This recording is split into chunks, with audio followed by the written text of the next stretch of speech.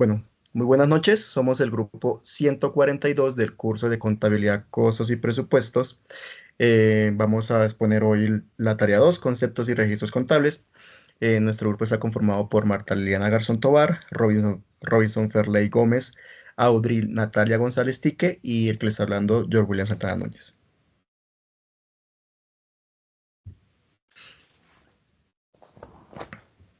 Buenas noches, mi nombre es Audrey Natalia González Tique y voy a hablarles del primer tema, que son los fundamentos de la contabilidad.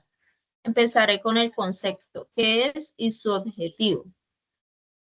La contabilidad consiste en llevar un registro ordenado de todas las operaciones económicas, financieras que afectan el patrimonio de la entidad. Su objetivo principal es ofrecer una información financiera precisa que apoye la toma de decisiones y permita un adecuado control de los recursos. Listo, compañero.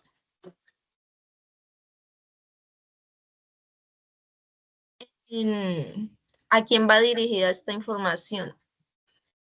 Hay usuarios internos y externos de cada entidad quien deben tener esta información. Los internos son los gerentes y directivos.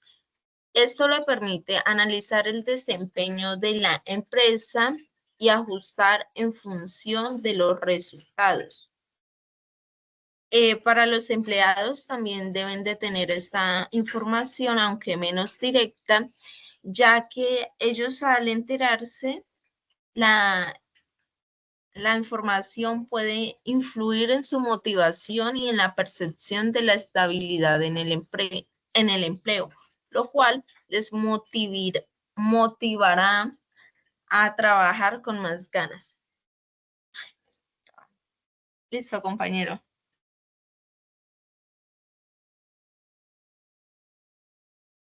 Para los usuarios externos tenemos los inversores y accionistas. Los inversores y accionistas deben recibir esta información, ya que ellos son los encargados de analizar el desempeño empresarial y decidir si mantienen, venden o adquieren más acciones. También tenemos los acreedores y prestamistas. Son quienes otorgan créditos o préstamos y son los encargados de analizar los estados financieros para determinar la capacidad de la empresa en responder a sus compromisos. Estos necesitan la información ya que les permite reducir el riesgo de incumplimiento. Tenemos los proveedores, que son los que apoyan en la información contable para analizar la estabilidad económica de una empresa antes de concretar acuerdos comerciales. Esto le permite valorar si se trata de un cliente confiable o no. También tenemos por último los clientes, que algunos pueden interesarse en la estabilidad económica de la empresa con la que negocian. Ofrece también para saber si ofrece mayores garantías en sus compromisos y mantienen un servicio de calidad. Listo, compañero. Tenemos los principios contables fundamentales. El primer principio es la entidad económica. Es quien establece las operaciones de la empresa, si deben registrarse de manera separada con las actividades personales de los propietarios. Tenemos el principio de devengo.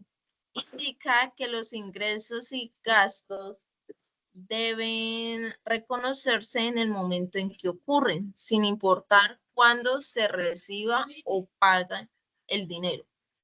Tenemos el principio de uniformidad. Es quien establece que las empresas deben mantener los mismos métodos contables de un periodo a otro. Esta práctica facilita que los estados financieros a largo del tiempo aseguren consistencia en los reportes. También tenemos el principio de materialidad, que es quien indica que los informes financieros deben incluir toda la información que sea relevante y significativa para los usuarios, evitando la sobrecarga con datos irrelevantes. Compañero, puede seguir. Tenemos el principio de prudencia. Establece que los contadores deben actuar con cautela al elaborar los estados financieros, evitando anticipar ganancias, pero reconociendo las posibles pérdidas. Para el periodo de periodicidad, es quien indica que los estados financieros deben elaborarse para periodos específicos. Y por último, tenemos el principio de revelación completa, quien obliga a que los estados financieros presenten toda la información relevante que pueda influir en las decisiones de los usuarios. Para los elementos básicos de la contabilidad, tenemos los activos, que son quienes representan todos los recursos con valor económico que una empresa controla, de los cuales espera obtener beneficios futuros. Para los activos encontramos los corrientes y no corrientes. Los corrientes se espera convertir en efectivo, vender o consumir en un plazo no mayor a un año, mientras los no corrientes son los recursos de uso prolongado, como propiedades, plantas, equipos e inversiones a largo plazo. Para los pasivos, son las obligaciones financieras que una empresa tiene frente a terceros, como bancos, proveedores o el Estado. Para ellos también encontramos pasivos corrientes y no corrientes. Los corrientes incluyen deudas que deben pagarse en menos de un año. Los no corrientes comprenden deudas a largo plazo. Para el patrimonio, tenemos que el patrimonio representa lo que efectivamente pertenece a los propietarios una vez descontadas todas las deudas. Los ingresos son las entradas de recursos derivados de la actividad principal de la empresa. Su importancia es que determina la capacidad de cubrir costos, generar utilidades y reinvertir en el negocio. Para los gastos, tenemos que son las salidas de dinero vinculadas a la operación de la empresa. Son inevitables para el funcionamiento, pero deben controlarse de forma eficiente para que los ingresos superen a los costos y se obtengan muchos beneficios. Muchas gracias. Le cedo el turno a mi compañero.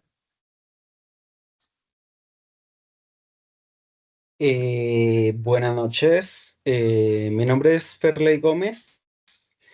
Soy estudiante de agronomía. El día de hoy pues hablaremos sobre el tema también del ciclo contable.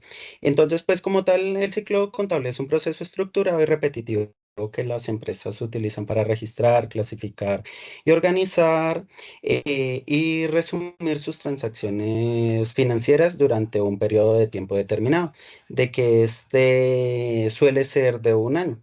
Este proceso garantiza que la información financiera sea precisa y confiable, lo que es esencial para la toma de decisiones, la evaluación del desempeño y el cumplimiento de las obligaciones fiscales y legales.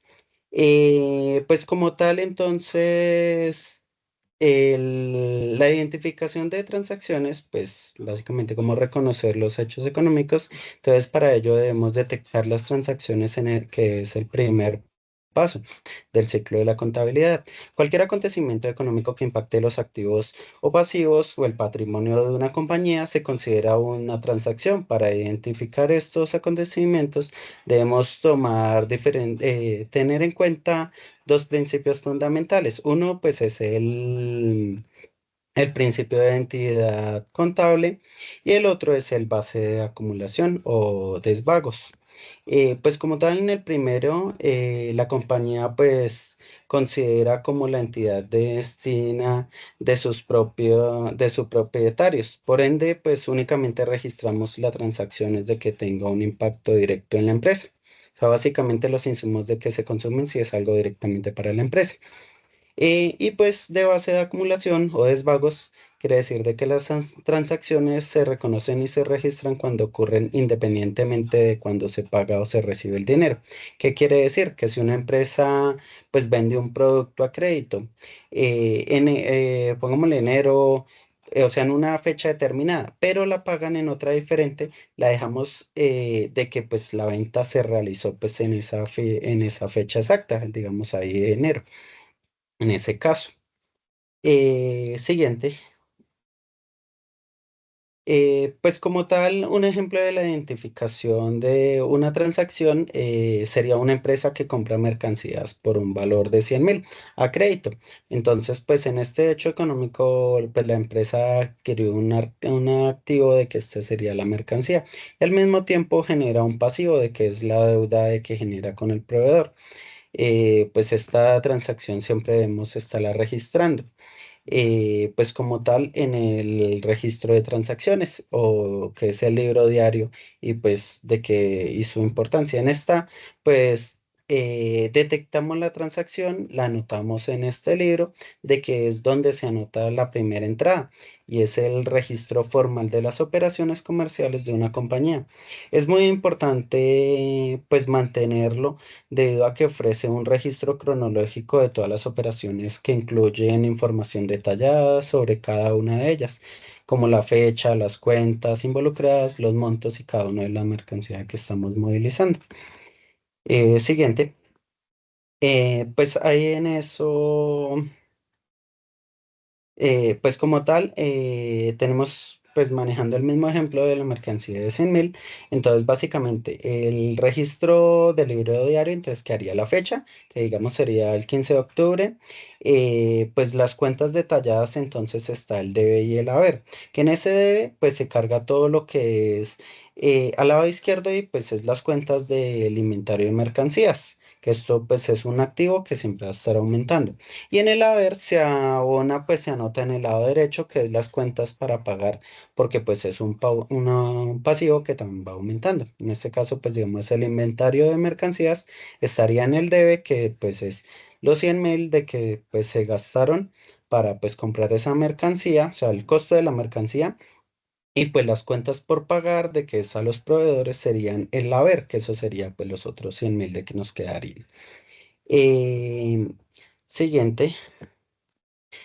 Pues como tal, los asientos contables, pues una anotación que se realiza en este libro es lo que se conoce como asientos contables. Se fundamenta en el principio básico de la pérdida doble que sostiene que para cada crédito, o sea, el debe haber un crédito, que es el haber equivalente. Esto garantiza que la ecuación contable permanezca equilibrada en todo momento. Eso quiere decir que siempre la misma cantidad del debe estar en el haber, ya sumando las cuentas para mantener todo equilibrado. Estas tienen unas reglas básicas de que pues están los aumentos y la disminución. Los aumentos entonces son los activos que aumentan con el debe y los pasivos del patrimonio pues aumentan en el haber. Y pues disminuciones, los activos disminuyen en el haber, los pasivos y lo del patrimonio disminuye en el debe. Siguiente. Pues como tal, nosotros manejamos, siguiendo con el ejemplo, entonces una empresa que paga pues 5.000 en efectivo por un servicio de puntualidad en el análisis, el gasto de publicidad pues aumenta. Es un gasto que cuenta de resultados que disminuye el patrimonio y se registra en el debe. Y pues el activo de que pues sería la caja o el banco, que es el efectivo que va disminuyendo. Eso digamos ya registrándolo, entonces quiere decir de que básicamente la fecha, pues digamos, eso es el segundo día. Es decir, ejemplo, el 16 de octubre, entonces la cuenta detallada pues gastó en publicidad pues 5.000 que es en el debe. Y pues la caja o banco pues es como tal en el haber, que es pues el servicio de que está debiendo en el momento. Siguiente. Ya lo que es la mayoración, que pues es el diario A mayor, pues el procedimiento de trasladar los datos de las anotaciones del libro diario a las cuentas individuales. En el libro mayor se denomina mayoración y pues el libro mayor clasifica los movimientos por cuenta, como el inventario, la caja y pues cada uno de estos movimientos que se generen. Esto posibilita que podamos averiguar rápido y fácilmente el saldo final de cada cuenta, para asimismo mantener un control de inventarios y pues un control de costos en todo momento. Este libro habitualmente ilustra cada cuenta en formato T, o sea, en esquemas de mayor, con el debe a la izquierda y el haber a la derecha. Básicamente ahí en eso, pues como muestra el ejemplo, pues el de mayoración, pues usamos teniendo en cuenta el ejemplo de los 100.000 de mercancía, entonces pues el haber habrían los 100.000, que sería un saldo pues de igual manera de 100.000. Y pues las cuentas del libro mayor, entonces cuentas por pagar en el debe que harían los 100.000 y pues en el saldo igualmente. Siguiente. Pues como tal el balance de comprobación y pues verificación de igualdad, entonces pues este balance comprueba todo el registro que contiene todas las cuentas del libro y pues sus saldos finales, ya sea deudores o acreedores o cada uno de estos movimientos de que se generan. Al término de un ciclo contable, su objetivo es comprobar pues que la suma sea adecuada con los deudores, que coincida con la suma de los saldos de los acreedores. Este paso es esencial para pues, garantizar de que todo el proceso sea completamente legal y pues que todo coincida en todo momento, sin tener ningún error en cada uno de los registros. Este debe ser rectificado antes de proceder con la elaboración de los estados financieros, para así no incurrir de ningún tipo de ley ni nada. De igual manera, pues un ejemplo, ahí continuamos con el mismo. Entonces, pues los inventarios de la mercancía, entonces, pues en el deudor serían los 100.000. Pues la cuenta por pagar, porque pues es lo que se le está debiendo a este proveedor, entonces pues sería en acreedor, serían los 100.000. Y pues ya lo que fueron los gastos adicionales, digamos en el caso de la publicidad, que fueron 5.000, y pues la caja o los bancos de que representamos, entonces pues sería el acreedor nuevamente, que serían los 100.000, para un total y que pues queda equivalente, serían 105.000 en ambos lados. Pues este es el ejemplo como tal simplificado para cada uno de este ejemplo de como tal el ciclo contable. Muchas gracias. Los dejo con mi compañero.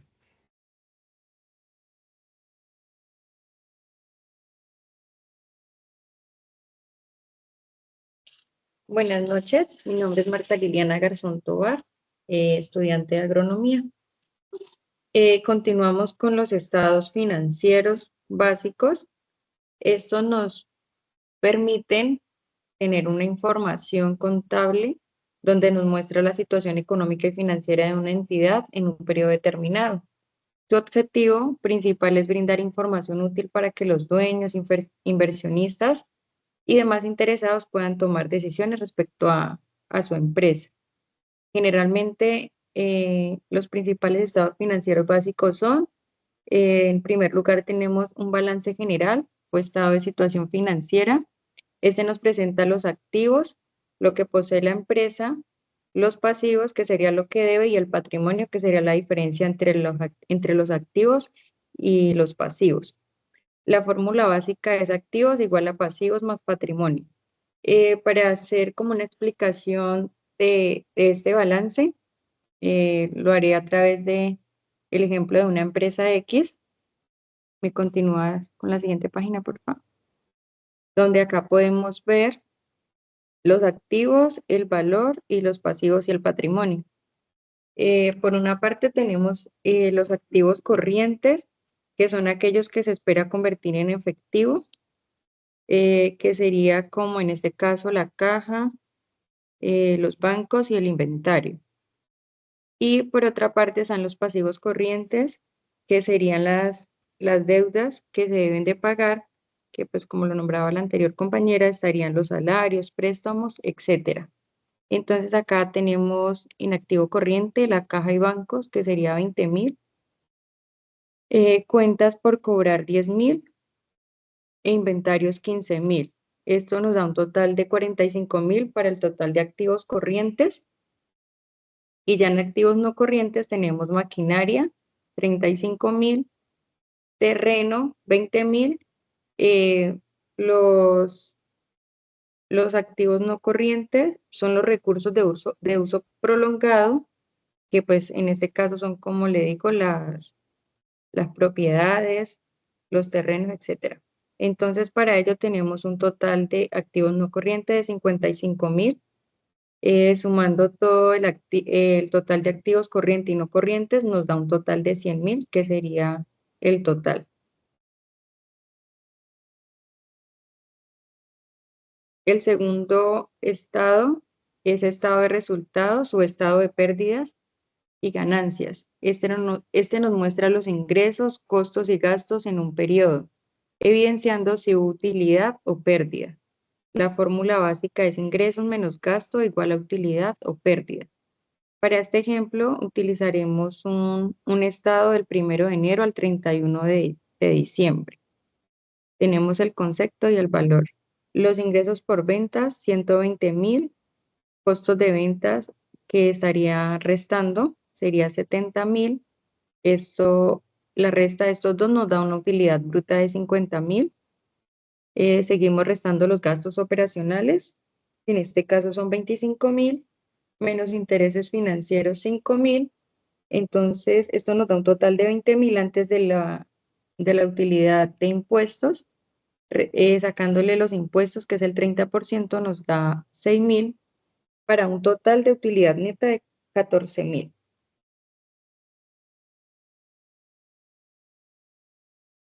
El tercer estado es de cambios en el patrimonio. Informa las variaciones en el capital contable de los dueños, incluyendo aportes, utilidades retenidas, dividendos, etcétera.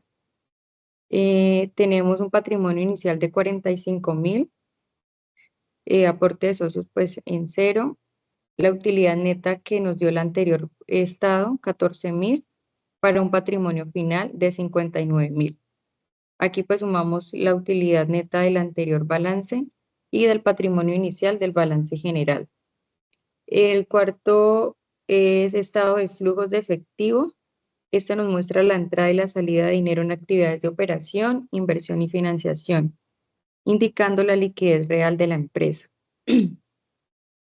Tenemos el flujo de actividades operativas con un valor de 18.000, actividades de inversiones menos 10.000, compra de maquinaria, actividades de financiación 5.000, pago de préstamo, un aumento neto de efectivo 3.000, una caja inicial de 17.000 y una caja final de 20.000. Este valor de la caja final es el mismo valor que tomamos en el balance general.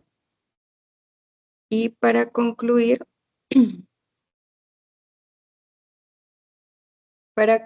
podemos mirar que todos los estados están conectados entre sí. Si la utilidad neta del estado de resultados pasa al patrimonio y la caja final del flujo de efectivo coincide con la del balance general.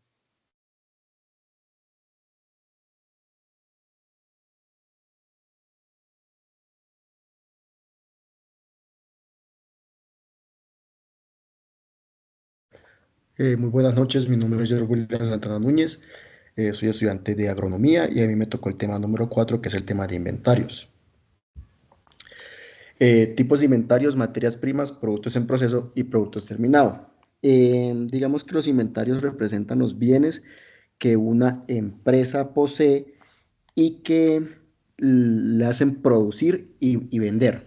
Estos son como los inventarios que tiene la empresa. Dentro de esos inventarios hay tres, que son los de materias primas, que pues definimos las materias primas como los insumos básicos sin procesar. Digamos que es lo básico que debe tener una empresa para poder empezar a manufacturar. Después tenemos los productos en proceso. Estos están en la mitad del proceso de manufactura. Como ejemplo tal tenemos, pues digamos, en una línea de embalaje, los carros cuando están a mitad de proceso, o pues ya hablando algo más sencillo sería en una panadería la harina fermentada. Después ya tenemos los productos terminados, que ya son todos aquellos productos o las materias primas que ya pasaron por todo el proceso de manufactura y embalaje para poder, para poder terminarse y así venderse a digamos, a un cliente final. Ya aquí estamos hablando, por ejemplo, un ejemplo, un carro, una silla terminada o ya un pan, digamos, empaquetado. Listo, valoración de inventarios, métodos de valoración. Tenemos tres métodos que son el FIFO, el LIFO y el promedio ponderado. El método FIFO, que es First In, First Out, que significa primero que entra, primero que sale, asume que los primeros productos en entrar al inventario deben ser los primeros en salir. Este método es más usado en empresas en pequeñas, digamos, en empresas de barrio, y pues nos ayuda mucho porque pues ayuda a rotar mercancía. Se usa en empresas que venden alimentos y es bueno para ello. Como ventaja tenemos que pues el método FIFO refleja el flujo real del inventario y desventaja pues que puede aumentar los impuestos en inflación. Después tenemos el método LIFO, que es Last In, First Out, que significa último en entrar, primero en salir. Digamos que este inventario da prioridad a las últimas unidades que entran de mercancía, que entran a ser parte del inventario de la empresa. Entonces, este método es usado más en empresas grandes y pues como ejemplo coloquemos un Fruver. El Fruver tiene que vender productos frescos, así que el producto que entra, el primero que entra es el primero que debe salir para así venderle frescura y calidad al cliente. Como tal, tenemos en ventajas, pues reduce la utilidad contable de inflación y en desventajas, pues no es aceptada por la FNIF, que son las normas internacionales de información financiera. Ay, Dios mío. El promedio ponderado. Bueno, como tal, el promedio ponderado maneja el precio de la mercancía por un promedio, o sea, le da un promedio medio a esa mercancía, redundé, perdón.